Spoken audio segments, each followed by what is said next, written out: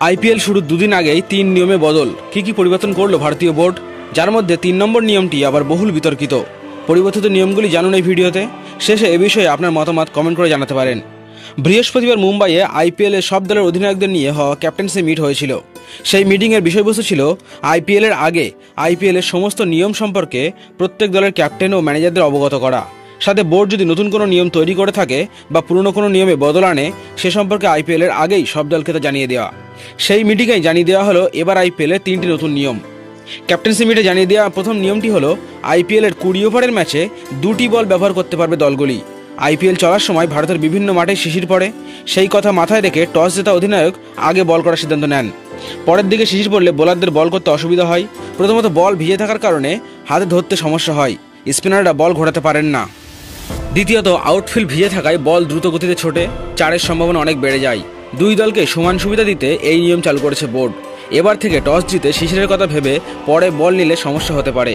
সেজন্যই দ্বিতীয় নতুন বল ব্যবহার করা যাবে শুধুমাত্র দ্বিতীয় ইনিংসের 11তম ওভারের পর। যে কোনো সময় নতুন বল নেওয়া যাবে, ঠিক করবে ফিল্ডিং করা দল। তবে নতুন বল ব্যবহারের ক্ষেত্রে নিয়মও রয়েছে। জানা গিয়েছে দ্বিতীয় ইনিংসের 11তম ওভারের পর আম্পায়াররা বল পরীক্ষা করবেন। যদি অত্যাধিক শিশির থাকে তাহলেই বোলিং করা দল নতুন বল ব্যবহারের অনুমতি পাবে। সেই বল অবশ্য চকচকে পালিশ করা বল নয়, খোয়াটে চড়ে যাওয়া বলই দেওয়া হবে, শুধু সেই বলটি ভিজে থাকবে না। এছাড়া দুপুরের ম্যাচে এই নিয়ম প্রযোজ্য হবেই না। দ্বিতীয় নতুন নিয়মটি হলো এবার থেকে উচ্চতা এবং অফ স্ট্যাম্পের বাইরের ওয়াইড বল ডিআরএস নেওয়া হলে হকাই এবং বল ট্র্যাকিং প্রযুক্তি ব্যবহার করা হবে। ওয়াইডের ক্ষেত্রে ডিআরএস এর নিয়ম আগের বছর থেকে চালু করা হয়েছিল, এবার এলো প্রযুক্তির ব্যবহার। আর 3 নম্বর নিয়মটি হলো এর আগেও ক্রিকেটে ছিল, তবে তা নিয়ে বিভিন্ন সময়ে বিতর্ক হয়েছিল।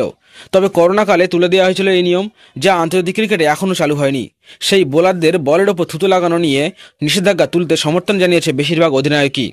সব দলের অধিনায়কের কাছে পরামর্শ চাওয়া হয়েছিল, কেউ মৃদু আপত্তি তুলেছিলেন, তবে বেশিরভাগেরই মত ছিল নিষেধাজ্ঞা ওঠানোই।